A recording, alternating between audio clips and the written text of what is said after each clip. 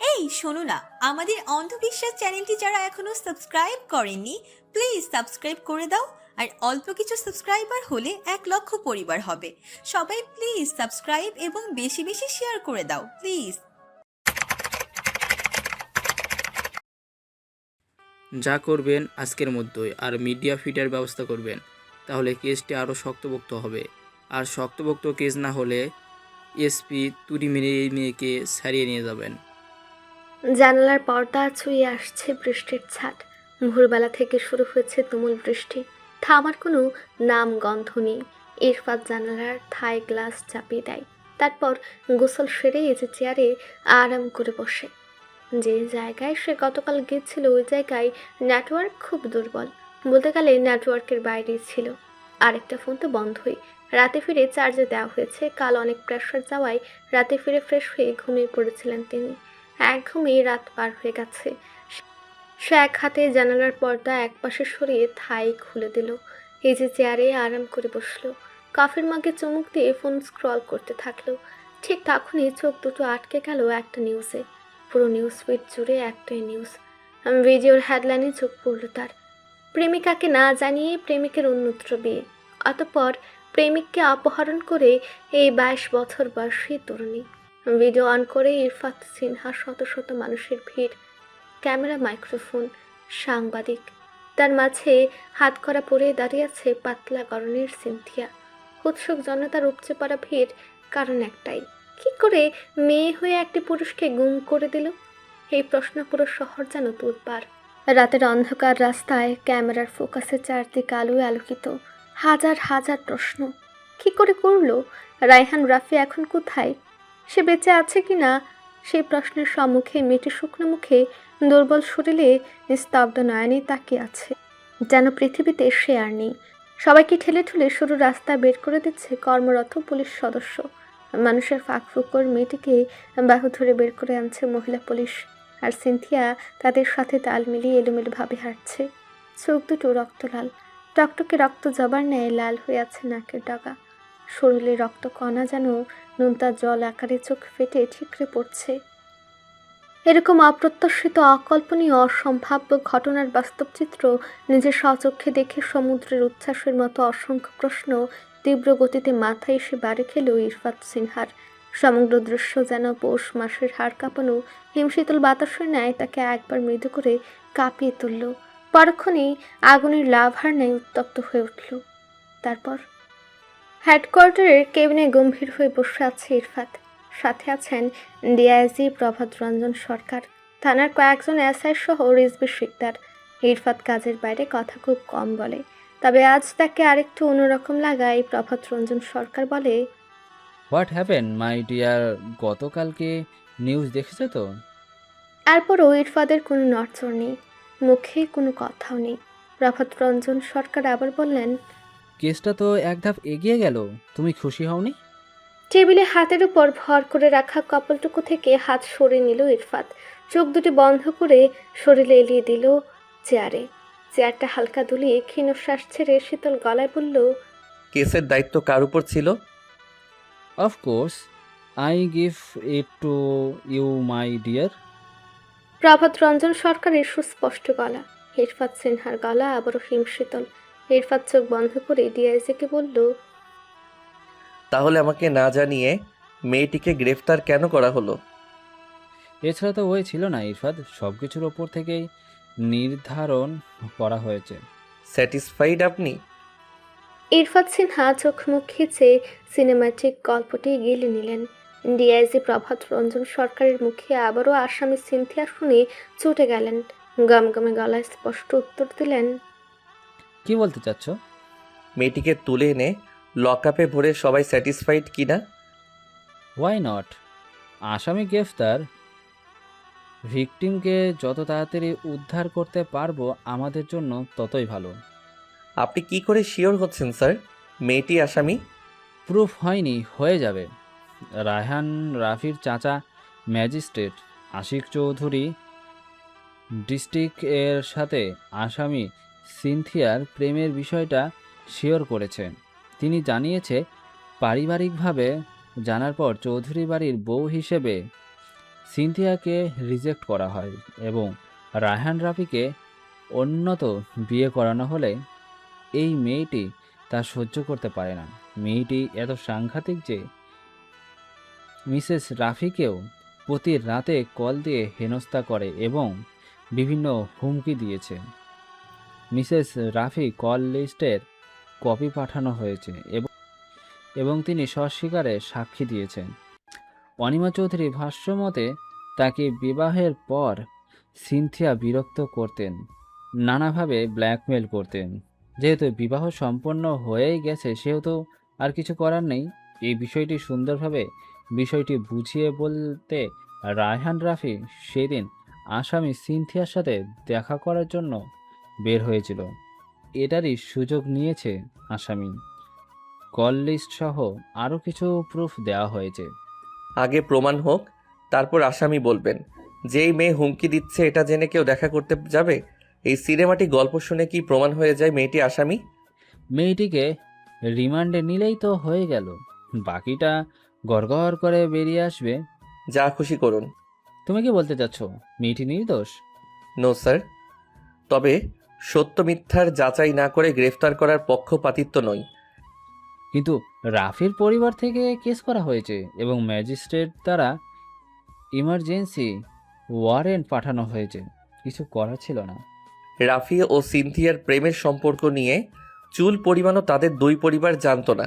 তাহলে এই তথ্য তাদের কাছে কি করে গেল স্যার? তুমি কি বলতে চাচ্ছ? আপনি যেটা ভাবছেন ওইটাই। কিন্তু থানা থেকে এসব কে বলল?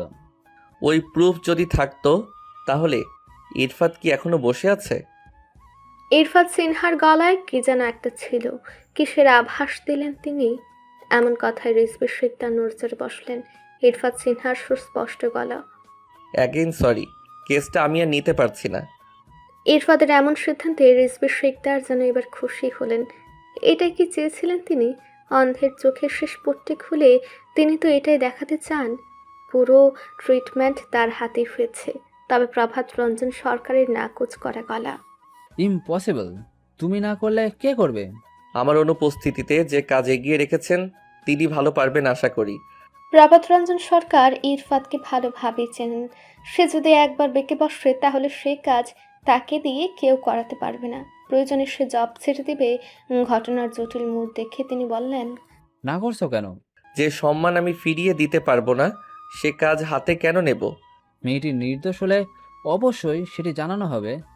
পরিষ্কার এক গ্লাস স্বচ্ছ জলকে নর্দমার জলে মিশিয়ে যখন ভাববেন কাজটা ঠিক হয়নি, তখন কি ওই জল আবার গ্লাসে আগের ন্যায় তুলে এনে পান করবেন? কিসের সাথে কি তুলনা করছো? এটাই আমাদের সমাজ ব্যবস্থা স্যার। জেল খাটিয়ে আপনি যখন ওই মেয়েকে নির্দোষ বলে ছেড়ে দিবেন, সবাই হয়তো সামনে আহারে বলবে, কিন্তু মন থেকে তাকে কেউ কাছে টানবে না। এই আধুনিক যুগে তুমি এইসব নিয়ে ভাবো? Why not? ধরে নিন বিশাল জনসভায় আপনি স্টেজে দাঁড়িয়ে বক্তৃতা দিচ্ছেন। আপনার একটি সুন্দর সাবলীল কথায় সকলে একজোটে উপহাসের হাসি দিল আর হাসতেই থাকলো। আপনি 100% কনফিডেন্ট আপনি ভুল বলেননি, কিন্তু সকলের একজোটে হাসি দেখে আপনার কনফিডেন্ট লেভেল 0-তে নেমে আসবে স্যার। Am I right? কথার মাঝে পজ দিলেন ইরফাত সিনহা। তারপর বললেন, যদি পাবলিক একজোট হয়ে আপনার মতো ডিআইজির কনফিডেন্স 0-তে নিয়ে আসতে পারে, তাহলে সাধারণ এই মেয়েটি এবং মেয়েটির পরিবারের কি হতে পারে? সমালোচনায় কান দেওয়া উচিত নয় ঈর্ষা। সমালোচনা বলতে ইতিবাচক ও নেতিবাচক আলোচনাকে বোঝায়, কিন্তু মেয়েটির সাথে যেটা হবে তা হলো শুধুই নেতিবাচক আলোচনা। কিছু মানুষকে অ্যাভয়েড করা যায়, পুরো দেশের মানুষকে না। আমরা সবাই জানি 10-এর লাঠি 1-এর বোঝা। যা হবার তো হয়ে গেছে, এখন কি করবো বলো? যে সম্মান আমি ফিরিয়ে দিতে পারবো না সেই কাজ আমি করব না। ব্যাস, আমি যাচ্ছি। কিন্তু ইরফাত বাবা শোনো, কাজটা ঠিকঠাক করতে না পারলে পুরো ডিপার্টমেন্টের নাম খারাপ হবে। তো আমার কি, পুলিশ কি আমি একা? পুরো দেশে আর কেউ নাই? Come down my son, come down. রাগের মাথায় কোনো ডিসিশন নিও না। Take your time. আপনার কি মনে হয় না ভেবে ডিসিশন নিয়েছি? এই কেসের কোনো ক্লু নেই। কিডন্যাপ নাকি অন্য কিছু? রায়হান রাফি কোথায়? বেঁচে আছে কিনা এসব কেবল প্রশ্ন, এর কোনোটির উত্তর আমাদের কাছে নেই। সিনথিয়া শুধুমাত্র মাধ্যম। রাফির সম্পর্কে সত্য তথ্য শুধু তার মাধ্যমে আসতে পারে, ওই জন্য তাকে হাতে রাখা। মেয়েটি অনেক আতঙ্ক হয়েছিল। আপনি জানেন, তাকে নর্মালাইজ করার জন্যে আমার নিজের ফর্মের বাইরে যেতে হয়েছে, কত শত কথা খরচ করতে হয়েছে, যাতে রাফির সম্পর্কে আরও গভীরের তথ্য জানতে পারি। আপনারা কি মনে করেন রিমান্ডে নিলাম, দুটো লাঠির বাড়ি দিলাম আর সত্য বেরিয়ে আসলো? কিছু সময় মানুষের আবেগের সাথে মিশে আর তার ভেতরের কথাগুলো বের করতে হয় স্যার, তবেই না সমস্যার দোরগোড়ায় পৌঁছানো যায়। এই জন্য তো তোমাকে কাজ দিয়ে আমি নিশ্চিন্তে থাকি। আমি জানি তুমি পারবে। সরি স্যার, আমি আসছি। বলে চেয়ার থেকে উঠে দাঁড়ালো ইরফাত। আগুনে ঝলসানো চোখে রিজভী শিকদারের দিকে তাকালো, যেন চোখ দিয়েই বস্মীভূত করে দেবে তাকে। তার চোখে যেন মনের কথাটা প্রকাশ পেল। I will kill you Rizvi Sikdar, একবার শুধু প্রমাণ হোক।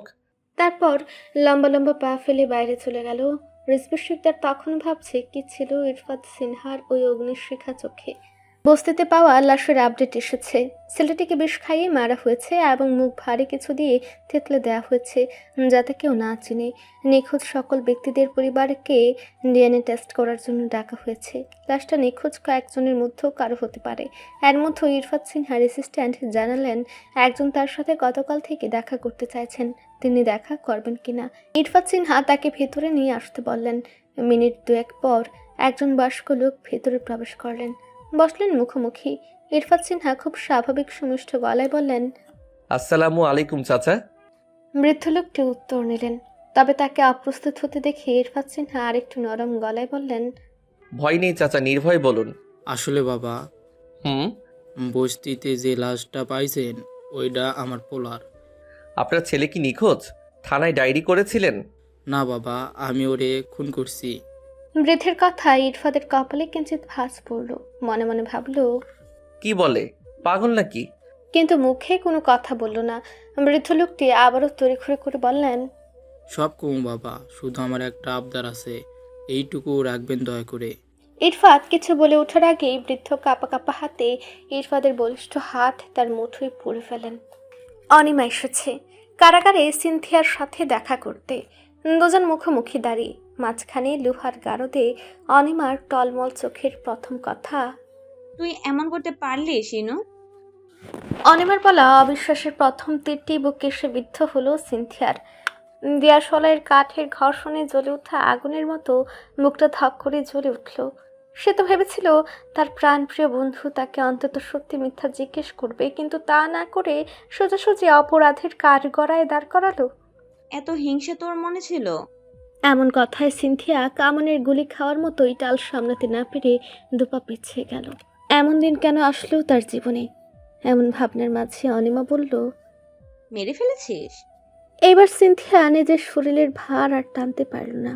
সিনথিয়া এক পা দুপা করে দেয়ালে ঠেকে গেল। এসব প্রশ্নের উত্তর তার কাছে নেই। নিজের শরীরের ভার পায়ের উপর না রাখতে পেরে সে হাঁটু ভাঁজ করে বসে পড়ল। অনিমার বলা এক একটা কথা যেন এক একটা বুলেট। ইরফাত সিনহা কৌতূহল নিয়ে জিজ্ঞেস করলেন, বলুন কি আবদার? আমি ফাঁসি দেওয়ানোর আগে আমার পোলা দাফন করার সুযোগ করে দেবেন। পোলাটা বাসে থাকতে মেলা জ্বালাইছে স্যার, তাই ভাতের সাথে বিষ খাইয়া মাইরা ফেলাইছি। তারপর কেউ জানি চিনবার না পারে, তাই ইট দিয়া মুখ থেদলাইয়া দিছি। তারপর ময়লা স্তূপে ফালাই আইছিলাম, ভাবছিলাম মাইরা ফালাইলেই বাইসে যাবো, কিন্তু পোলায় ময়লার মধ্যেও ঘুমাইতেছে, আমি ঘুমাইতেছি আরামের বিছানায়। বাপ হইয়া তো আমি মাইনা নিবার পারতেছি না স্যার। ইরফাত এমন অদ্ভুত ঘটনা শুনে পজ দিলেন। খানিকটা সময় পর বললেন, এসব কেন করলেন? আমার পোলা জুয়া খেলতো স্যার, টাকা দিয়ে নেশাপাতি করতো। জুয়া খেলা ঋণ হইতো, তখন নেশার কারবার পারতো না, তখন চুরিও করতো। পাড়ার লোক আমারে খবর দিত, তোর পোলা চুরি কইরা ধরা পড়ছে উমুকের বাড়িতে, ছাড়াইয়া লইয়াই। এইরকম দুঃখের চেয়ে বড় দুঃখ দুনিয়া আছে। আগে আগে সহ্য করবার না পাইরা মানুষের হাতে পায়ে ধইরা পোলারে ছাড়াইয়া নিয়ে আইছি। পোলাক বুঝাইছি, কিন্তু পোলা তো বাপের দুঃখ বোঝে নাই, এগুলো সারবার পারে নাই। যখন শুনতাম আমার পোলারে ধইরা মানুষে বান্দা রাখছে, মারতেছে, বিশ্বাস করেন। মনে হয়তো বুলি ওরে ছাইরা দিয়ে আমারে মারেন। বাপের চোখের সামনে পোলারে মানুষে বান্দা রাখে, মারে। এর থাইকা কষ্ট পৃথিবীতে মনে হয় দুইটা নাই। এই জন্য আমার পোলা আমি মাইরা ফেলাইছি, আর তো কেউ মারবার পারবো না। এই হৃদয় বিদারক কথা শোনার পর এই বাবা নামক জীবন্ত লাশকে কত ধারায় শাস্তির আওতায় আনবে? কোন শাস্তি তার প্রাপ্য ভাবছে ইরফাত। বৃদ্ধের চোখ দুটো শুকিয়ে যাওয়া নদীর ন্যায়। লোকটি থেমে গিয়ে আবার বললেন, এক সময় অতিষ্ঠ হইয়া রাগে দুঃখে মাইরা ফেলাইছি। লাশ ফেলা দিয়ে আইছিলাম ময়লার ভিতরে, ভাবছিলাম কেউ জানবো না, আমি এলা শান্তি ঘুমামো। কিন্তু আমি আর ঘুমাইবার পারি নাই। পরে অনেকবার ওইখানে গেছি, ভাবছি তুইলা আইনা ঘরের মধ্যে কবর দিয়ে বাপ বেটা একলগে ঘুমাবো। পরে শুনলাম লাশ পুলিশ লইয়া গেছে। পরে খুঁজতে খুঁজতে এখানে আইছে। আমি আমার দোষ স্বীকার করছি স্যার, আমার ফাঁসি দেন। খালি তার আগে পোলাডারের শান্তি মতো ঘুমাইবার ব্যবস্থা করেন স্যার, দাফনের ব্যবস্থা করেন। ও কোনো দিন শান্তি পায় নাই স্যার। শেষের কথাগুলোই যেন কিছু একটা মেশানো ছিল। এক বাবার করুণা হাজারে যেন হৃদয়কে নাড়া দিয়ে তুলল ইরফাত সিনহার। বিকেলের শেষ ভাগে ইরফাত একটু ফ্রি হলো। অফিসের জন্য ব্যবহৃত ফোনটা সব সময় সচল থাকে, আর তার পার্সোনাল ফোনের নাম্বার সকল রিলেটিভসকে দেয়া। সেখানে অসংখ্য ফোন আসে, অসংখ্য মেসেজ আসে। সময়ের অভাবে কখনো দেখা হয়ে ওঠে না, অনেক সময় ব্যস্ততার কারণেই ফোন ওপেনও করা হয় না। সেদিনের আশা কল সে ভুলিয়ে গেছে। কত মানুষই তো ফোন দেয়, সময়ের অভাবে কল ব্যাক করা হয়ে ওঠে না। তবে আজ ফোন অন করেই একটি মেসেজ চোখে পড়ল তার। আমি মরে গেলাম ইরফাত সাহেব। এই কথায় পড়ে প্রথমেই সকালের দেখা ঘটনাটার কথা মনে পড়ল। কয় তারিখের মেসেজ তা দেখা হলো না। সে ভাবল, মেয়েটা কি ওই সময় বাঁচার জন্য তার কাছে আকুতি প্রকাশ করেছে? কিন্তু সে তো মেসেজই দেখেনি। তার কি একবার যাওয়া উচিত? তার কি মেয়েটিকে সাহায্য করা উচিত? 2 মিনিট বসে কারাগারের দিকে গেল ইরফাত। গারদের ওপারের শক্ত মেঝেতে হাঁটুতে মুখ গুজে আছে সিনথিয়া। লম্বা চুলগুলো বাঁধন মুক্ত হয়ে মেঝেতে ছড়িয়ে আছে। ইরফাত হালকা করে গলা খাকারি দিল। মেয়েটি কোনো নড়চড় হলো না। ইরফাত শীতল কণ্ঠে ডাকলো, সিনথিয়া। হিম শীতল মিষ্টি স্বরটি দেয়ালে এসে যেন বাড়ি খেল। তারপর প্রতিধ্বনিত হতে থাকলো, সিনথিয়া, থিয়া, থিয়া। সিনথিয়া মুখ তুলে তাকালো।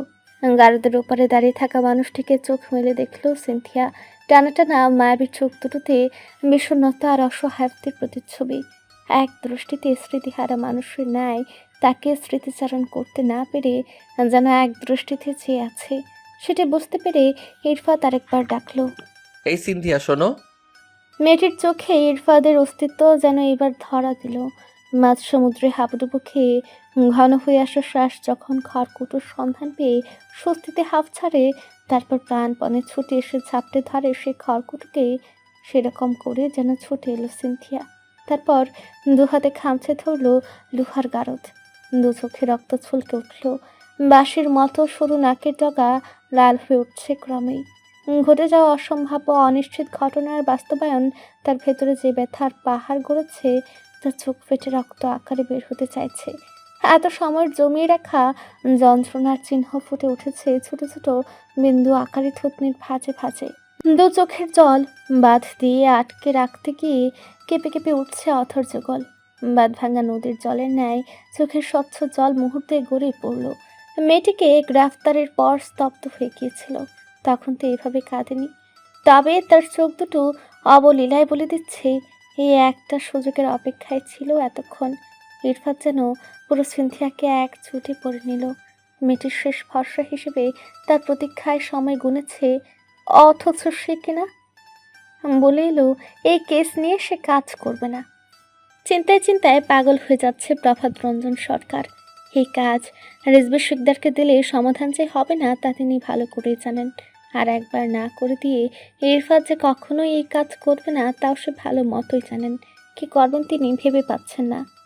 অশ্রুসিক্ত নয়নে এক দৃষ্টিতে তাকিয়ে আছে সিনথিয়া।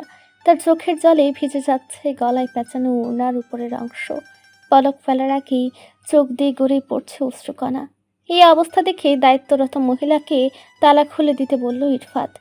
তারপর তার কেবিনে নিয়ে যেতে বলল। ফেরার সময় ডিআইজির ফোন দিল ইরফাত। কেসটা আমি দেখব, তবে নেক্সট যেন এর মধ্যে আগাছা না আসে। ডিআইজির উত্তরের অপেক্ষা না করে ফোনটা কেটে দিল ইরফাত। এমন অসম্ভাব্য কথা শুনে প্রভাত রঞ্জন নিজেই হতভম্ব হলেন। এই প্রথম তিনি ইরফাতের মত পরিবর্তন হতে দেখলেন, তবে মনে মনে খুব খুশি হলেন।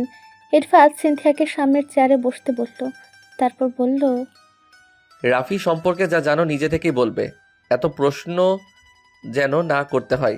সিনথিয়া মাথা নাড়ায়, কিন্তু মুখে কিছু বলে না, মাথা নিচু করে থাকে।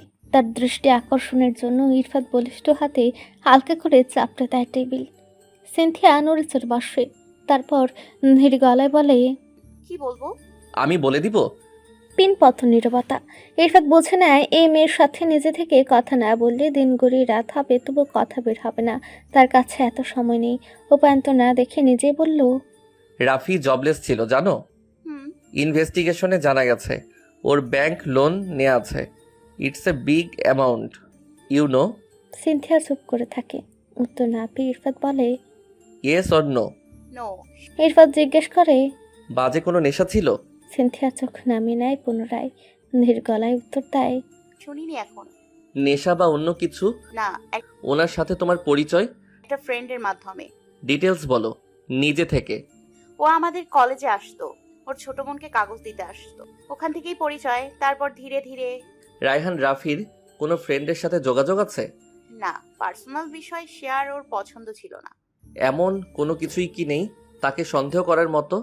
না, তবে কয়েকদিন ধরে একটা কথা মনে হচ্ছে। একটা মেয়ে ছিল, অনেক আগে মেসেঞ্জারে নক করেছিল। মেয়েটি বলেছিল আমার সাথে কথা আছে, কিন্তু আমার পাসওয়ার্ড রাফির কাছে ছিল। তাই রাফি মেসেজ দেখেই তাকে ব্লক করে দেয় এবং আমাকে বলে মেয়েটি খারাপ, অন্য আইডি থেকে নক দিলে যেন তাকে জানাই এবং কথা না বলি। তারপর আর কথা বলিনি। মেয়েটির নাম? মনে নেই, তবে আইডিতে ব্লক লিস্টে থাকতে পারে। পাসওয়ার্ড? ইরফানের বলা পাসওয়ার্ড শব্দে খানিকটা অবাক হয় সিনথিয়া। এখন তাকে পাসওয়ার্ডও দিতে হবে, প্রাইভেসি ব্রেক করতে হবে। ওইখানে আর কিছু না থাকুক, রাফির সাথে বলা কনভারসেশন তো আছে, কিছু ছবিও আছে। ইরফাত আবার বলে, পাসওয়ার্ড? একই শব্দ পুনরায় জোরালো ভাবে উচ্চারিত হওয়ায় সিনথিয়া মৃদু কেঁপে ওঠে। যে পাসওয়ার্ড দেওয়া আছে সেটি বা মুখে কি করে বলবে? সিনথিয়া বলে, লিখে দেই বা টাইপ করে দিই? ও হ্যালো, এত ভাবার কিছু নেই, কাজ শেষে লগ আউট করে দিব। সিনথিয়া নড়ে চড়ে বসল। কি ছিল ইরফাত সিনহার কথার মধ্যে? এমন তো সে ভাবেনি। তার মতো তুচ্ছ সিনথিয়ার আইডিতে নজর দেওয়ার সময় একজন এসপির আছে নাকি? সিনথিয়া এক ছুটে পাসওয়ার্ড বলল। Love you Rafi. ল্যাপটপের স্ক্রিন থেকে চোখ সরিয়ে নেয় ইরফাত। বাম হাতে হাফ ফোল্ড করে নেয় ল্যাপটপ। এক পলক তাকায় সিনথিয়ার দিকে। নিজেকে চিড়িয়াখানার বাদর মনে হয় সিনথিয়ার। ইরফাতের তাচ্ছিলের চাহনিতে চোখ সরিয়ে নেয় সিনথিয়া। ইরফাত তাচ্ছিলের স্বর বলে, শখ মেটেনি? ইরফাতের এই কথা শুনে এক ঝাঁক মৌমাছির চাক ভেঙে এসে যেন সিনথিয়ার মাথায় এক নাগারে কামড়াতে থাকে। এমন লজ্জার মুখোমুখি তাকে হতে হলো। সিনথিয়া মাথা নুয়ে ফেলল। এই জন্যই বলতে চাচ্ছিল না সে। লজ্জার থেকেও নিজেকে ছোট লাগছে এখন। কি ভাবছে মানুষটা? তার জন্য জীবনের এত অধপতন, আত্মসম্মান, মান সম্মান সব শেষ। সেই নাম দিয়ে পাসওয়ার্ড। ছি ছি। এইদিকে ইরফাত ব্লক লিস্ট চেক করলো। সিনথিয়া তার মধ্যে কয়েকটা আইডি থেকে বৃষ্টি ভেজা মন আইডিটা দেখালো। ইরফাত ব্লক ছাড়িয়ে একটা টেক্সট করলো। এসপি সিনহা বলছি, মেসেজটি দেখা মাত্রই আপনি থানায় দেখা করবেন। এরপর ইরফাত সিনথিয়ার আইডির পাসওয়ার্ড চেঞ্জ করলো। তারপর সিনথিয়াকে বলল, এরপর ফার্স্ট সেন্টেন্স দিয়ে লগ ইন দিবে, শুধু রাফি ওয়ার্ডটা রিমুভ করা হয়েছে। পাসওয়ার্ড চেঞ্জ করার কথা শুনে সিনথিয়া অবাক হয়ে চেয়ে রইল। তার কাছে না শুনেই পাসওয়ার্ড চেঞ্জ করলো। আইডির মালিক 2 ঘন্টার মধ্যেই থানায় হাজির হলো। এরপরের কথোপকথন। Who is Raihan Rafi? Do you know miss Brishti? Yeah, I know about him, but what? পুরো গল্পটা যথাসম্ভব সংক্ষেপে বলল ইরফাত। সবশেষে রাফির সম্পর্কে বলল। তিনি বিয়ে করেছেন, বিষয়টি হাইডও রেখেছেন। নিখোঁজের আগে সিনথিয়ার সাথে দেখাও করেছেন। এই কথা শুনে বৃষ্টি যেন খানিকটা অবাক হলো। ও বিয়ে করেছে নাকি ফেঁসে গেছে? ও করবে বিয়ে? ও তো মেয়েবাস। রায়হান রাফির সাথে শুধু আমার সম্পর্ক ছিল এমন নয়, অনেক মেয়ের সাথেই তার সম্পর্ক ছিল। ও একটা ফ্রড। আগের গার্লফ্রেন্ডের সাথে ব্রেকআপ হওয়ার পর আমার সাথে রিলেশন হয়, আবার আমার সাথে ব্রেকআপ এর পর সিনথিয়ার সাথে সম্পর্ক হয়। এভাবেই চলে আসছে। অনেক মেয়ের জীবন সে নষ্ট করেছে। আমার সাথে ব্রেকআপের পরে সেগুলো জানতে পেরেছি। তখন আর কিছুই করার নেই। তবে সিনথিয়া মেয়েটার ব্যাপারে আমি জানতে পেরেছিলাম, তাই ভেবেছিলাম বড় বোন হিসেবে অ্যালার্ট করতে। রাফি অনেক জেদি। ও ছিনিয়ে আনা জিনিস খুব পছন্দ করে, তৃপ্তি পায়। আমার যখন এঙ্গেজমেন্ট হয় তারপরে আমার সাথে ওর পরিচয়। আমি তো আগের এঙ্গেজমেন্ট ভেঙে ওর সাথে জড়িয়ে পড়েছিলাম। ওর জন্য নিজের ক্যারিয়ার, ফিউচার সব নষ্ট করেছি। প্রত্যেকটা মেয়ের জীবন ও এভাবেই নষ্ট করছে। আপনি কোনো স্টেপ নেননি? Sir, don't mind.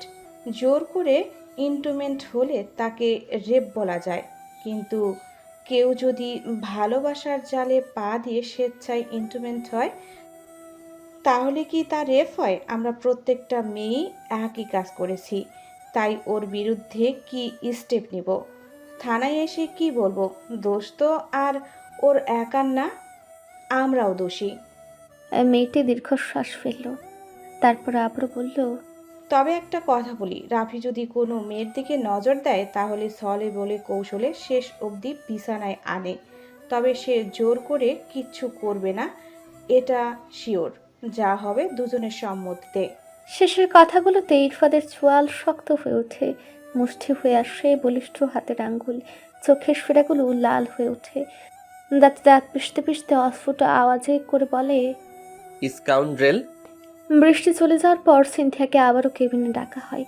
সিনথিয়া বসে সামনের চেয়ারে, ইরফাদের শরীর হিম করা গলা। Have you got intimate with Rafi? আচমকা এমন একটা প্রশ্নে ভরকে গেল সিনথিয়া।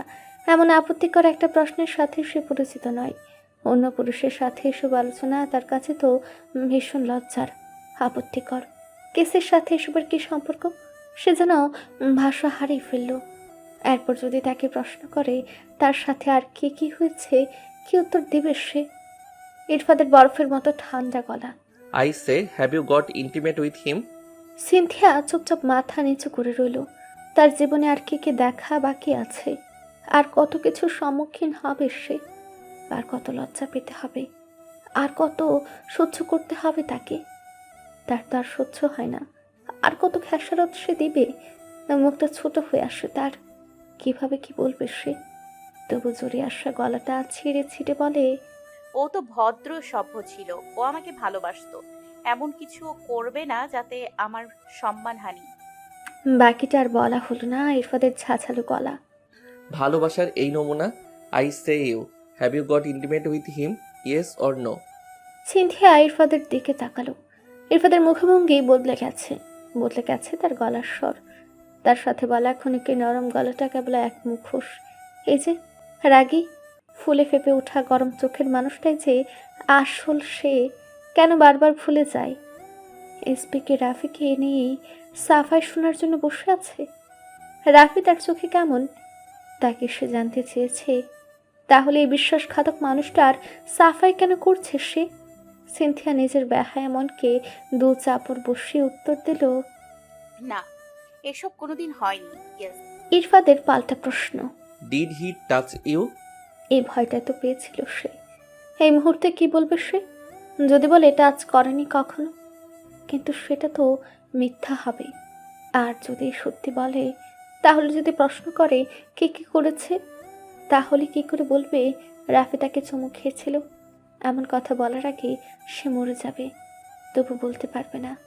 ইরফাত সিনহা আবার বলল। Yes or no? এইবারের গলার স্বরটা যেন কাচের মতো সোজা গিয়ে দেয়ালে লাগলো, তারপর ভেঙে চুরচুর করে মেঝেতে পড়ল। গলার টোন শুনেই ভরকে গেল সিনথিয়া। দমটা ফাঁসের দড়িতে আটকে গেল, মুখ দিয়ে কথা বের হচ্ছে না। হঠাৎ এসব কেন জিজ্ঞেস করছেন তিনি? এসব কি কেসের জন্য খুব দরকার? ইরফাত সিনহার আবারও সেই হিমশীতল গলা, যা সিনথিয়াকে বরফের মতো জমিয়ে দিচ্ছে। It's a simple question Sinthi, answer me, yes or no. Sinthia কাঁপা কাঁপা স্বরে বলল। কে? ইরফাতের দাঁতে দাঁত পিষে বের হওয়া চাপা স্বর। Get out from here, out. Sinthia চেয়ারে শরীরের ভার ছেড়ে দিয়ে ভাবছে, ইরফাত সিনহা তার উপর কি রেগে গেল? এখন যদি উঠে না যেতে পারে, হেসপে কি বেশি রেগে যাবে? কিন্তু এক ধমকে যে তার পায়ের শক্তি শেষ। অন্ধকারে ডুবে আছে গারদের চার দেয়াল। পাহাড় ধপসের মতো নেমে আসা ক্লান্তিতে মুখের অতল ডুবে গেছে সিনথিয়ার। বহুদিন তার চোখে ঘুম নেই, তবে আজ শরীর তাকে ছুটে দিয়েছে। চোখ দুটো বন্ধ হয়ে গেছে তার থেকে অনুমতি না নিয়ে। নিস্তব্ধ নিঃশব্দ নিঝুম রাত পৌঁছে গেছে শেষের ঠিকানায়। সিনথিয়া ঘুমে আচ্ছন্ন। গারদের লোহার দরজাটা হঠাৎ টুং করে উঠে। ঘুম হালকা হয়ে আসে, ভেসে আসে বহু সাবধানে ফেলা পায়ের মৃদু আওয়াজ। গভীর ঘুম বন্য হরিণীর ন্যায় ছুটে পালিয়ে যায়। তার অনুভূতি নাড়া দিয়ে বলে, কে যেন তার দিকেই গুটি গুটি পায়ে এগিয়ে আসছে। তুষারপাতের ন্যায় হিমশীতল হয়ে আসে তার শ্বাস, ঘন হয়ে আসে বুকের মধ্যে। চোখ দুটো ভয়ে কোটরে লুকাতে চায়, চোখ টেনে তাকানোর সাহস হয়ে ওঠে না। চোখ দুটো খুলে কাকে দেখবে সে? জীবনে টানা পড়ে আর কত কি দেখবে সে? এই বদ্ধ চার দেয়ালের ঘরে অচেনা মানুষের অস্তিত্ব টের পেয়ে ভেতরে ভেতরে ভেঙে পড়ে। সে ডাঙায় উঠে আসা মাছের মতো ভেতরে ছটফট করে। মুখ দিয়ে কিছু বলতে পারে না, শ্বাস চেপে রাখে শব্দ হওয়ার ভয়ে। ঠিক তখনই তার খুব কাছে ঘন হওয়া বরফের ন্যায় শীতল শ্বাস আর চোখ মুখের উপর ঠিকরে পড়ে। অন্ধকার ঠেলে ভয় ভীতি ছুঁড়ে ফেলে লাফিয়ে উঠে সিনথিয়া। তারপর কাঁপা কাঁপা গলায় বলে, কে? অন্ধকারে ডুবে আছে গারদের চার দেয়াল। পাহাড়ি ধসের মতো নেমে আসা ক্লান্তিতে ঘুমের অতলেই ডুবে গেছে সিনথিয়া। বহুদিন তার চোখে ঘুম নেই, তবে আজ শরীর তাকে ছুটি দিয়েছে। চোখ দুটো বন্ধ হয়ে গেছে তার থেকে অনুমতি না নিয়ে। নিস্তব্ধ নিঃশব্দ নিঝুম রাত পৌঁছে গেছে শেষের ঠিকানায়। সিনথিয়া ঘুমে আচ্ছন্ন।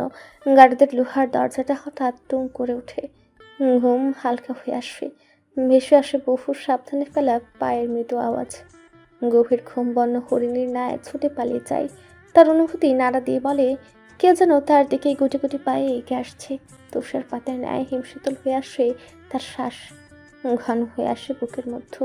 চোখ দুটো ভয়ে কোটরে লুকাতে চায়, চোখ টেনে তাকানোর সাহস হয়ে ওঠে না। চোখ খুলে কাকে দেখবে সে? জীবনে টানা পড়ে নেই আর কত কি দেখবে সে? এ বদ্ধ চার দেয়ালের ঘরে অচেনা মানুষের অস্তিত্ব টের পেয়ে ভেতরে ভেতরে ভেঙে পড়ে। সে ডাঙ্গায় উঠে আসা মাছের মতো ভেতরে ছটফট করে। মুখ দিয়ে কিছু বলতে পারে না, শ্বাস চেপে রাখে শব্দ হওয়ার ভয়ে। ঠিক তখনই তার খুব কাছে ঘন হওয়া বরফের ন্যায় শীতল শ্বাস তার চোখে মুখের উপর ঠিকরে পড়ে। অন্ধকার ঠেলে ভয় ভীতি ছুড়ে ফেলে লাফিয়ে উঠে সিনথিয়া। তারপর কাঁপা কাঁপা গলায় বলে, কে? কে শব্দটা চার দেয়ালে বাড়ি খায়। কালো মেঘের ন্যায় অন্ধকার কক্ষ, চোখ দুটো যেন ছেপে আসে সিনথিয়ার। অন্ধকার হাতছে উঠে দাঁড়ায়। পায়ের শব্দটা গাঢ় থেকে নেমে সেই শূন্যের মতো যেন মিলিয়ে যাচ্ছে। আলো জেলে স্তব্ধ হয়ে দাঁড়ায় সিনথিয়া। কই, কেউ নেই তো। সিনথিয়া গারদের দরজার কাছে এসে দাঁড়ায়। কোথাও কেউ নেই। তাহলে এতক্ষণ যা হলো তা কি করে সম্ভব? ঝলমলে আলো আর তপ্ত রোদে ফেটে যাচ্ছে সকালবেলা। ব্যবসা গরমে আগুনের ন্যায় পড়ছে সিনথিয়ার শরীর, তবে তার হেলদোল নেই। গুটি সুটি মেরে বসে আছে সেই রাত থেকেই। দুটো চোখ চাতক পাখি ন্যায় অপেক্ষা করছে একজন মানুষের, যার দেখা পেলেই গড় গড় করে বেড়ে আসবে সকল তলাবদ্ধ কথা। জীবনের এই অভিশপ্ত সময়ে ওই একজন মানুষ আলোর দিশা হয়ে ধরা দিয়েছে, যার ভরসা এখন আশা করে আছে সে একদিন হয়তো মুক্তি মিলবে। কিন্তু মানুষটা কি এই তুচ্ছ সিনথিয়ার সন্ধানে আসবে? অনিশ্চিত জেনেও সিনথিয়া অপেক্ষায় থাকে। কালকে তার উপর ক্ষিপ্ত রুষ্ট মানুষটি কোনো প্রয়োজনে যদি তার খুঁজে আসে। সকাল সকাল তীব্র রোদে ফেটে যাচ্ছে দক্ষিণমুখী ব্যালকনি। রোদের তীর্যক রোশনি চাপা দিতেই থাই গ্লাস টেনে পর্দা ফেলে পুনরায় বিছানায় বসে ইরফাত। এক পা বিছানায় ভাঁজ করে ফেলে তার উপর বালিশ টেনে নেয়। ল্যাপটপ তুলে নেয় খুলের উপর। অফিসে যাওয়ার আগেই আরেকটু তথ্য দরকার, তাই খাবার সময়টুকুতে বাকি কাজটা সেরে নেবে সে। সাইড টেবিলের মিনি ট্রেতে নাস্তা দিয়ে গেছে ইভা। মেয়েটা মায়ের মতো করে যত্ন নেয় তার। বয়সে ইরফাতের ছোট, তবে দায়িত্বের বেলায় যেন বড় বোন। 5 মিনিট আগে ওটস, ইয়োগার্ট, মধু মেখে উপরে ফ্রুটস সাজিয়ে দিয়ে গেছে মিনি ট্রেতে। মেয়েটা খুব শৌখিন, প্রতিদিন এই কমন নাস্তাটা খুব যত্ন করে সুন্দর করে পরিবেশন করে। ট্রেতে থাকা চামচে সার্ভিং ডিশের ওটস আর ফ্রুটস মেখে নিচ্ছে ইরফাত। এমন সময় ফোনটা বেজে ওঠে। ইরফাত, তোমাকে যেতে হবে, ওখানে দুর্ঘটনা ঘটেছে, 10টার মধ্যে পৌঁছাতে হবে। প্রভাত রঞ্জন সরকার ফোন দিয়েছেন। উত্তরে ইরফাত বলে, ওকে স্যার। ফোন রাখতেই দরজার ওপাশে থেকে একটা মিষ্টি গলা ভেসে আসে।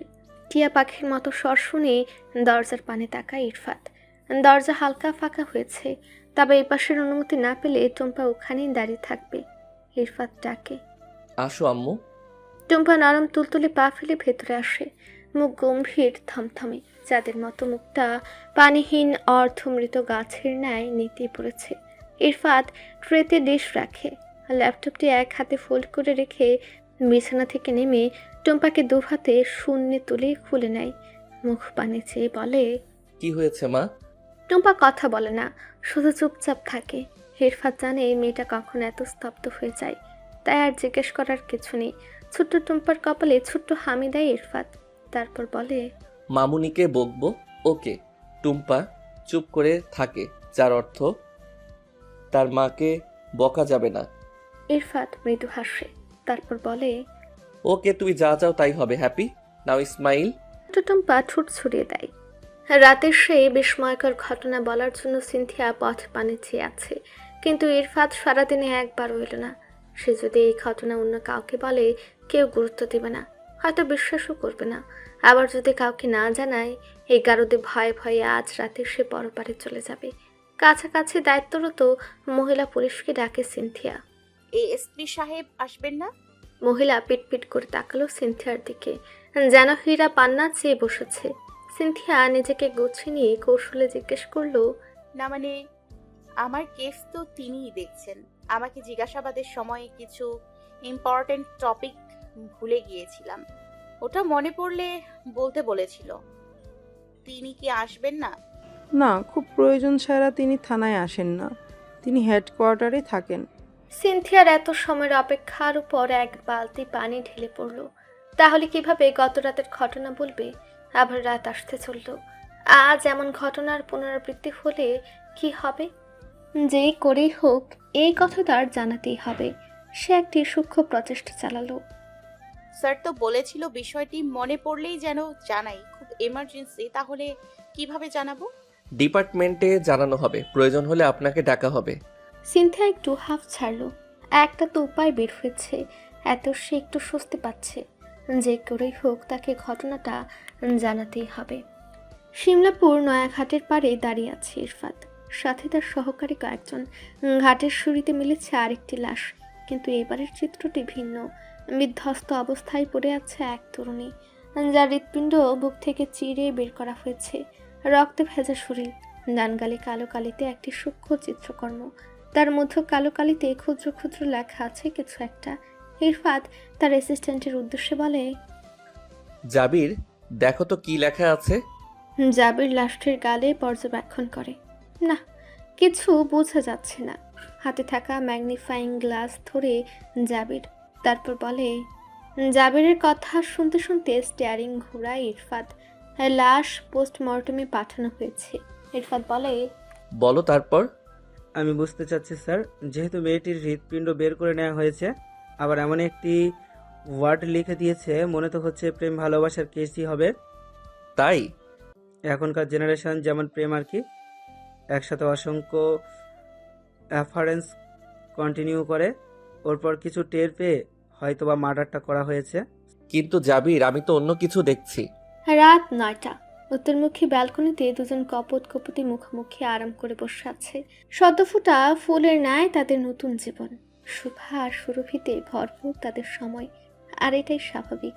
দুজনে গল্পে মশগুল, তাদের গল্পের বিষয়ে জানা নেই, তবে কথার ফাঁকে ফাঁকে অল্প বয়সী তরুণ তরুণীর কোমল হাতের উল্টো পাশে অধরের শীতল স্পর্শ দিচ্ছে বারংবার, কখন বা এলো কিসে চলে হাত বলে দিচ্ছে।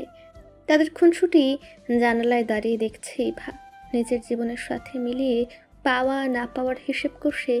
যখন ফলাফল মিলছে না, তখন দু চোখ বেয়ে অঝোর ধারায় ছড়ছে অশ্রুবিন্দু।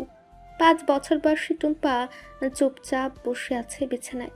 শিশু টুম্পা হয়তো মায়ের কান্নার কারণ জানে না, তবে কান্না যে ব্যথা পেলে আসে তা তো সে জানে। আর মায়ের কান্না তার স্তব্ধ হওয়ার কারণ। ইভা জানালার পানে চেয়ে চোখের জল ফেলছে। ইরফাত দাঁড়িয়ে আছে ঠিক পেছনে। সামনের ব্যালকনিতে ছোট্ট ভালোবাসার যে ঘর গড়ে উঠেছে, তাদের খুনসুটি দেখে ইভার পুরনো স্মৃতি জেগে ওঠে। কষ্ট পাই। ছোট্ট টুম্পা বুঝতে না পারলেও ইরফাত তো বুঝে। এদিকে ভুলকে শক্ত হাতে দমন করা ইরফাদের প্যাশন, তাই পেছন থেকে শক্ত গলায় বলে, ইভা, এক কথা কতবার বলবো তোকে, রুম চেঞ্জ করতে বলেছিলাম না? পেছন থেকে ইরফাদের বজ্র কণ্ঠ শুনে ভেতর থেকে কেঁপে ওঠে ইভা। পেছনে ঘোরার সাহস পায় না। দু হাতে তড়িঘড়ি করে চোখের জল মুছে ইরফাত টুম্পাকে বিছানা থেকে কোলে তুলে নেয়, ছোট্ট হামি দিয়ে নামিয়ে দেয় কোল থেকে। তারপর বলে, বাবা দেখো তো নানু ভাই কি করে, এদিকে ঘোর, তোকে রুম চেঞ্জ করতে বলছি না? ইভা জানে কথা অমান্য করা ইরফাদের পছন্দ না, তাই সে কথা মতো ঘুরে দাঁড়ায়, মাথা নিচু করে রাখে, কথার উত্তরে মাথাও নাড়ায়। তারপর ভয়ে ভয়ে অস্ফুট স্বরে বলে, টুম্পা অন্য রুমে শিফট হতে চায় না ভাইয়া, অন্য রুমে গেলে রাতে ঘুমায় না, ওই জন্য আর কি। ইরফাত চোখ রাঙিয়ে বলে, ফার্দার যেন এই জানালায় দাঁড়াতে না দেখি, গট ইট? ইভা আবারও মাথা নাড়ে। ইরফাত বেরিয়ে যেতে নিয়ে থামে। তারপর মনের দিকে ঘুরে নরম গলায় বলে, ভুল জিনিস স্মৃতিচারণ করে কষ্ট পাওয়া আরেকটা বড় ভুল, তাই যত তাড়াতাড়ি মুভ অন করবে তত ভালো। তোমার কান্নার ইফেক্ট ছোট্ট বাচ্চার উপর পড়ে, সো ফরগেট ইওর পাস্ট। সিনথিয়ার অপেক্ষার ফলাফল শূন্য। ইরফাত আসেনি। তার ভেতরে জমে থাকা ভয় ভীতির রাতের কথা বলা হবে না। আজকের রাত্রেই নির্ঘুমে কাটবে নিশ্চিত। ভয়ে ভয়ে নিজেকে গুটিয়ে নেয় আরও। রাতের কথা ভাবতেই বুক ছেড়ে হাহাকারে চোখ থেকে অনবরত জল পড়তে থাকে। হাঁটুর ভাঁজেই মুখ লুকিয়ে রাখে। এমত অবস্থায় একজন মহিলা পুলিশ এগিয়ে আসেন। নিজের ফোনটি সিনথিয়ার দিকে এগিয়ে দিয়ে বলেন, ইরফাত স্যার কথা বলবেন? বাক্যটা যেন অস্বস্তির পরশ হয়ে বকুল ফুলের মতো তার উপর ঝরে পড়ল। এই অসহনীয় মুহূর্তে এই একজন মানুষ তাকে আলোর সন্ধান দেয়, সাহস দেয়। সে ছুটে এসে বাঘিনীর মতো থাবা দিয়ে ফোনটি নেয়। তারপর ক্ষীণ কণ্ঠে বলে, আসসালামু আলাইকুম। সালামের উত্তর দিয়ে অপর পাশের মানুষটা শীতল গলায় বলল, আর ইউ ওকে? প্রচণ্ড বিষণ্ণতায় প্রতি মুহূর্তে ডুবতে থাকা সিনথিয়ার জীবনে এই বাক্যটুকু বলার জন্য অবশিষ্ট কেউ ছিল? ভাবতে সিনথিয়া শূন্যে তাকিয়ে থাকে। প্রতিনিয়ত চূড়াবালিতে ডুবে যাচ্ছে সে। তার পাশে আজ কেউ নেই, কেউ না। সে বেঁচে আছে কিনা এটুকু দিয়েও হয়তো কারো কিচ্ছু যায় আসে না এখন। সে ঠিক আছে কিনা, ভালো আছে কিনা, এসবের দাম এখন শূন্যের কোঠায়। এমন একটা জায়গায় দাঁড়িয়ে এত বড় মাপের একজন মানুষের মুখে তার ঠিক থাকার প্রশ্ন শুনে চোখের জল নীরবে গড়িয়ে পড়ে। ভাগ্যের বেড়াজালে এক অকল্পনীয় মরণ ফাঁদে আটকে পড়া, প্রতিনিয়ত নতুন নতুন যন্ত্রণার স্বাদ পাওয়া, ঝাঁঝরা হওয়া বুকে ব্যথাগুলো আগুনের ফুলকি আকারে ঝিলিকতে ওঠে। বুক ভারী হয়ে আসে। অসহনীয় যন্ত্রণায় গলা ভারী হয়ে আসে, ক্ষীণ হয়ে আসে স্বর। সে ক্ষীণ স্বরে বলে, মিলি সেকেন্ডের মধ্যে উপাস থেকে ইরফাদের শীতল কণ্ঠ ভেসে আসে। কাঁদছো কেন? কথাটি যেন হৃদয়ের অন্তঃস্থলে গিয়ে ঠেকে সিনথিয়ার। সেকেন্ডের জন্য শ্বাস বন্ধ হয়। ঘন হয়ে আসা শ্বাস বেরিয়ে আসে ধুকপুকুনি হয়ে। এই যে তার আত্মার বান্ধবী চোখের পানি দেখেও তো বলল না, কাঁদছিস কেন? চোখের জলের উপর মুখের কথায় আগুন ধরিয়ে দিয়েছে কতজন। আরও কত শত কাছের মানুষ মুখ ঘুরিয়ে নিয়েছে তার থেকে। যে পৃথিবীতে একই বিছানায় মুখ ঘুরিয়ে শুয়ে থাকা এমন কিছু স্বামী আছেন যারা স্ত্রীর পাশে শুয়েও কান্নার শব্দ শুনতে পায় না, পেলেও কনফিউশনে বলে, কাঁদছো নাকি? সে একই পৃথিবীতে ফোনের অপর পৃষ্ঠে মানুষটা তার কেউ না হয়েও, তাকে স্বচক্ষে না দেখে এতটা দূরত্বে থেকেও একদম শতভাগ নিশ্চিন্ত হয়ে কি করে বলল, কাঁদছো কেন? তিনি কোনো কনফিউশন রাখেননি। তিনি বলেননি, কাঁদছো নাকি? সে সরাসরি কান্নার কারণ জানতে চেয়েছে। কিভাবে বুঝলেন তিনি? সে তো কেঁদেছে নীরবে নিঃশব্দে। তাহলে ফোনের অপর পৃষ্ঠের মানুষটি কী করে বুঝলো? সিনথিয়া চুপ করে থাকে, চোখের জল টুকটুক করে পড়ে। ওপাশে থাকা ইরফাত শীতল গলায় বলে, ভালো খারাপের সংমিশ্রণেই জীবন। খারাপ সময়ের মোকাবেলা যত শক্ত হাতে করবে ততই কষ্ট কম পাবে। ভেঙে পড়া যাবে না। জানো তো, রাত যত গভীর হয় ভোর তত নিকটে আসে। So don't Cry. সিনথিয়ার দুঃখের সাগরে এক চিমটি ভালোর মুহূর্তে ছোঁয়া পেয়ে যেন আরো দুর্বল হয়ে পড়ে। চোখের জল বাঁধ ভেঙে ঘুরে পড়ে। নিজেকে সংযত করতে নিজের হাতের আঙ্গুল কামড়ে ধরে। খানিকটা সময় পর ইরফাত বলে, কিছু বলবে বলেছিলে? সিনথিয়া কান্না মুছে নেয়, স্বাভাবিকভাবে বলার চেষ্টা করে, আমার মনে হলো কাল রাতে এইখানে কেউ এসেছিল। মনে হয় কথার কোনো ভিত্তি নেই। কিন্তু আমার তো মনে হলো মানে কেউ এসেছিল শিওর, কিন্তু নাইট মেয়ার হতে পারে। আমার তো সত্যি মনে হলো। তুমি সেফ জোনে আছো সিনথি, রাখছি। ওপাশের মানুষটা রাখছে বলা উপেক্ষা করে নির্লজ্জের মতো সিনথিয়া আবারও বলল, কিন্তু আজও যদি আসে আমার খুব ভয় করছে, দম বন্ধ হয়ে আসছে। খানিকটা দম নিয়ে আবার বলে, এর আগে রাফির মতো আমাকেও কিডন্যাপিং এর চেষ্টা করা হয়েছে। দুটো মুখোশধারী মানুষ আমাকে ধরার জন্য। হোয়াট? আমাকে ইনফর্ম করেছো? বুঝলেন তো, অভাগা যেদিকে যায় সাগর শুকিয়ে যায়। আমি তো সেদিন আপনাকে 3টা কল দিলাম, না হলো রিসিভ আর না করলেন কল ব্যাক। আমি তো তখন নিজেকে বাঁচাতে রাস্তায় দৌড়ে বেড়াচ্ছি। একটা মেসেজও করলাম। বাবা থানায় হেল্প চেয়ে অপমানিত হয়ে গেলেন। সেদিন কোনো রকম বেঁচে ফিরলাম, তবে মরে গেলেই ভালো হতো। পরের দিন মান সম্মান অন্তত যেত না। আমি বিজি ছিলাম, কিন্তু অন্য সময়ও তো বলা যেত। এই যে আজ বললাম। ওকে, ডিটেলস বলো। মাঝরাত রিমা ফিসফিসে কথা বলছে তার বয়ফ্রেন্ডের সাথে। আজকে নিউজ দেখেছো? কি যে অদ্ভুত! কি? একটি মেয়েকে মার্ডার করে ফেলে রাখা হয়েছিল, তার হৃৎপিণ্ড বের করে নেওয়া হয়েছে। দেখেছি তো। আমি খুব ভয় পেয়েছি। এমন অদ্ভুত ঘটনা কখনো দেখিনি। হৃৎপিণ্ড কেন বের করে নিল বলো তো? আমি কি ডাক্তার নাকি পুলিশ বলো তো? আমি এত রহস্য বুঝি না। আচ্ছা বাদ দাও। আচ্ছা শুভ, এভাবে আর কতদিন থাকবো? আমার তো একা আর ভালো লাগে না এই লুকিয়ে চুরিয়ে দেখা করা। এই একটা মাস সময় দাও, এর মধ্যে সব ব্যবস্থা করব। প্লিজ, আর সময় নিও না। সত্য কখনো গোপন থাকে না। বিকেল পেরিয়ে যাচ্ছে আর একটু পরে সন্ধ্যা, তারপরে রাত। সিনথিয়া বিষণ্ণ মনে চুপটি করে গুটিসুটি মেরে বসে আছে। এক বদ্ধ কুঠুরিতে তার দম বন্ধ হয়ে আসে। মনে হয় এই বন্দি খাঁচা থেকে কবে পাখির মতো উড়াল দিতে পারবে, কবে মুক্ত আকাশ দেখতে পারবে। তার কি জীবনে এমন দিন কখনো আসবে, নাকি আধারের অতল গহীনে ডুবে যাবে তার জীবনের প্রদীপ শিখা? চোখের জল উথলে পড়ে সিনথিয়ার। আর কত চোখের জল ফেলবে সে? হাঁটুর ভাঁজে মুখ লুকিয়ে নিঃশব্দে কাঁদে সে। গারদের ওপাশ থেকে মহিলার কণ্ঠ ভেসে আসে। তারপর একটা প্যাকেট বাড়িয়ে দিয়ে বলে, মিস সিনথিয়া, আপনার পার্সেল। সিনথিয়া সাদা রঙের প্যাকেটটি খুলল। কটনের মধ্যে পিওর নীল রঙের লং কুর্তি, সাথে একটি লেডিস প্যান্ট, পায়ের কাছটায় দুটো জিপার। চোখ দুটো কুচকে এলো সিনথিয়ার। মনের সাথে কথা চলছে তার। কে দিল? অপর পক্ষ যেন উত্তর দিল। আমরা তাই ভাবছি, কে দিল?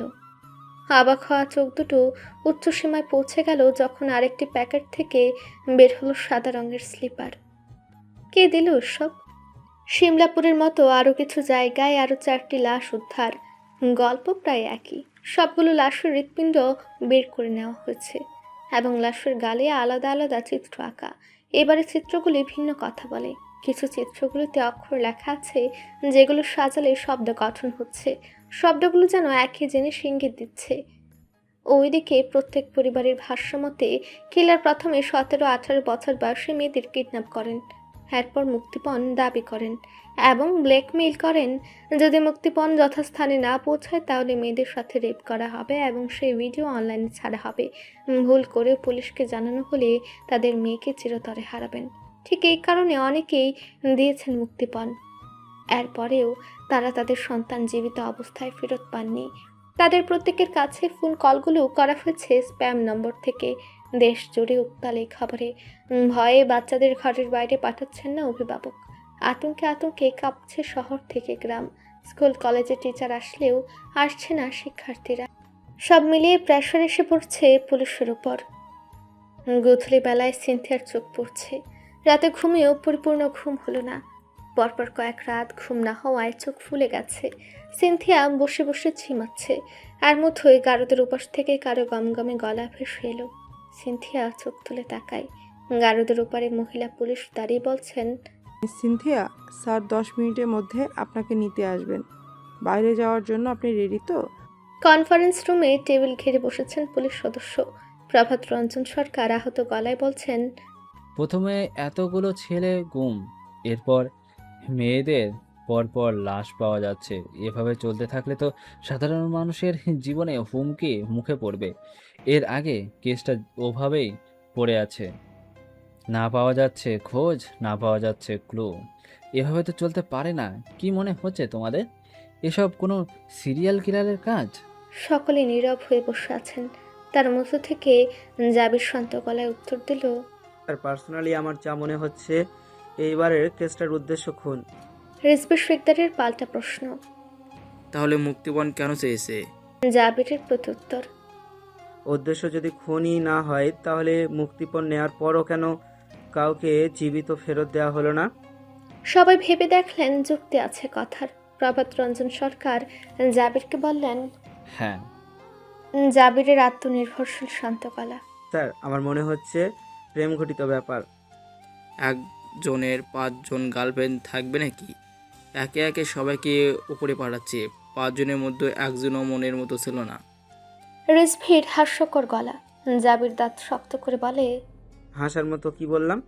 হতেই তো পারে সবগুলো খুন একজনই করেছে, মানে কিলার একজনই। তবে খুন করাচ্ছে অন্যান্য মানুষ। কিলারের পেমেন্ট হিসাবে ও তো মুক্তিপণ নিতেই পারে। কি বলতে চাচ্ছেন? যে সকল ছেলে মেয়েদের দ্বারা প্রতারিত হয়েছে তারা রেগে গিয়ে কোনো সিরিয়াল কিলারকে দিয়ে খুন করাচ্ছে? রিজভীর চাপা হাস্যের গলা শুনে দাঁতে দাঁত চেপে জাবির বলে, আপনিও কি এমন প্রতারণার শিকার হয়েছিলেন নাকি? কাউকে মেরে টেরে দিয়েছেন নাকি? না হলে এমন প্ল্যান মাথায় আসে কি করে? দাঁত কেলিয়ে হাসে রিজভী শিকদার। জাবির রেগে ওঠে। হতে পারে না এই জেনারেশনের বিয়ের প্রস্তাবে রাজি না হওয়ার প্রকাশ্যে মেরে দিয়ে যায়। কুপ্রস্তাবে রাজি না হলে প্রকাশ্যে অ্যাসিড মারে। তাহলে এমন ঘটনা হাসার কি আছে? রিজভী শিকদার আবারও ঠোঁট টিপে হাসে। এমন ঘটনায় রেগে যায় জাবির।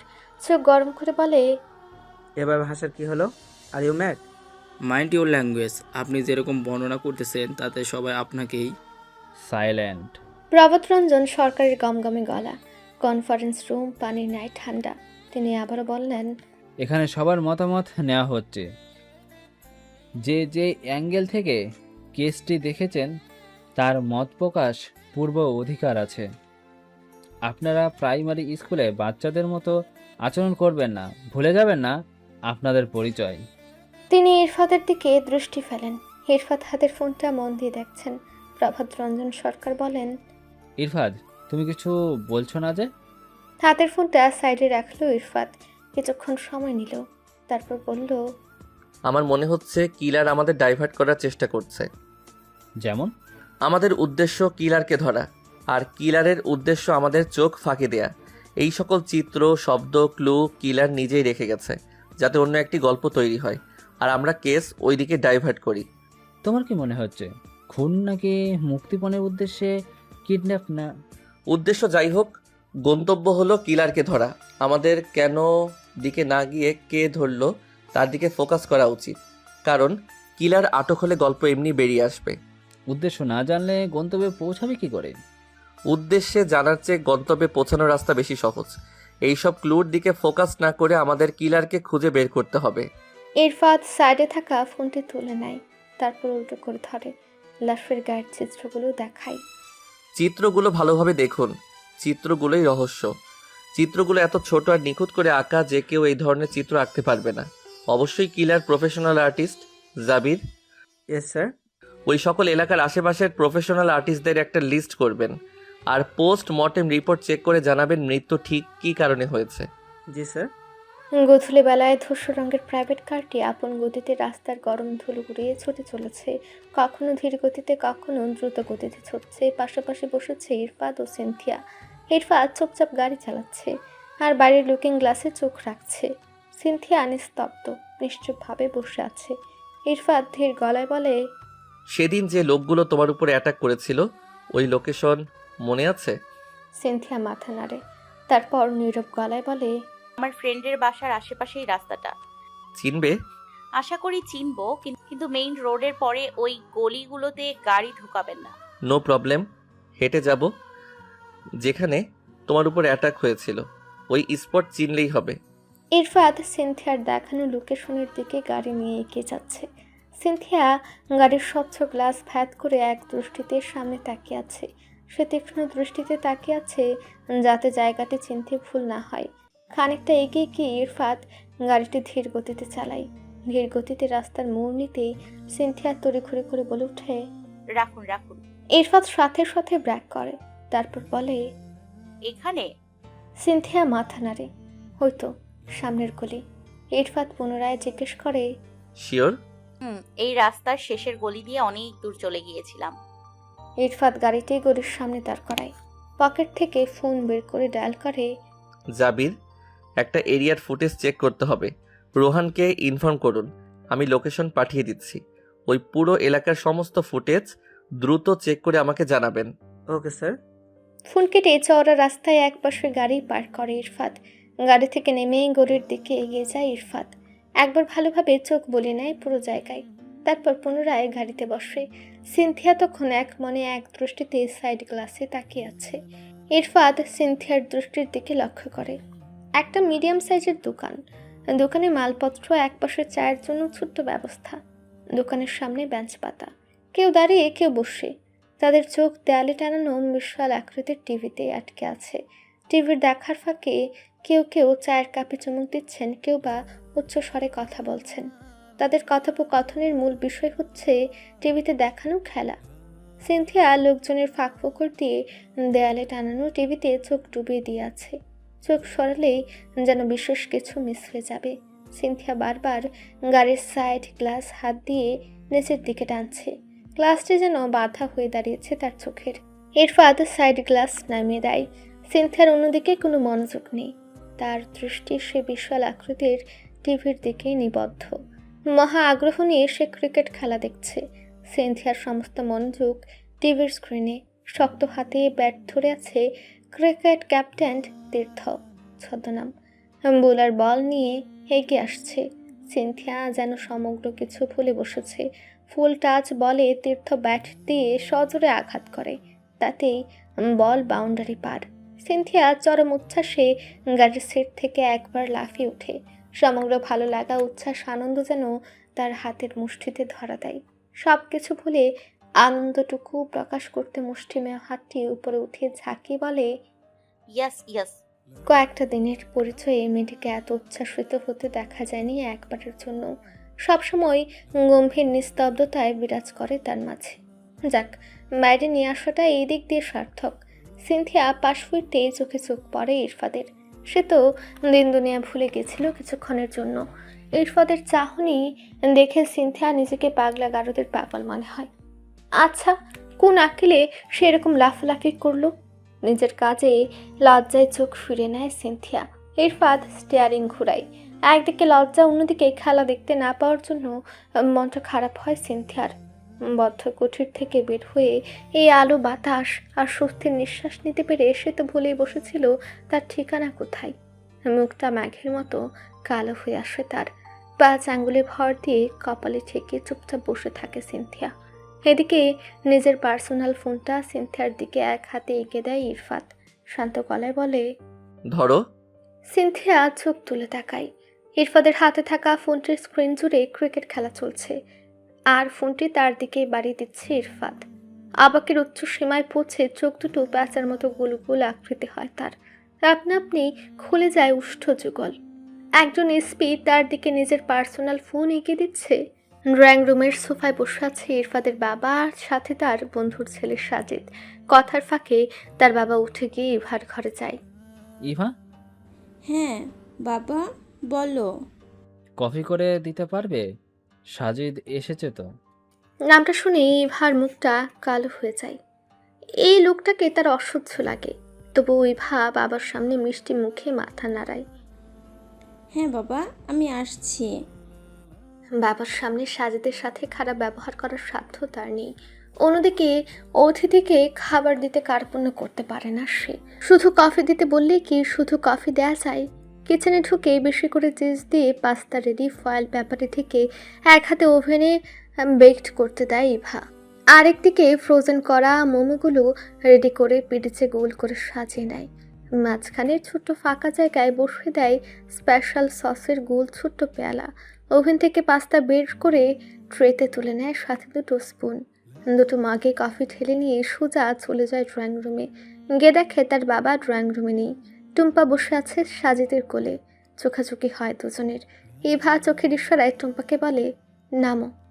টুম্পা দেখে যেন দেখে না। সাজিদকে টুম্পা খুব বেশি পছন্দ করে, এটাই তার সবচেয়ে অপছন্দ।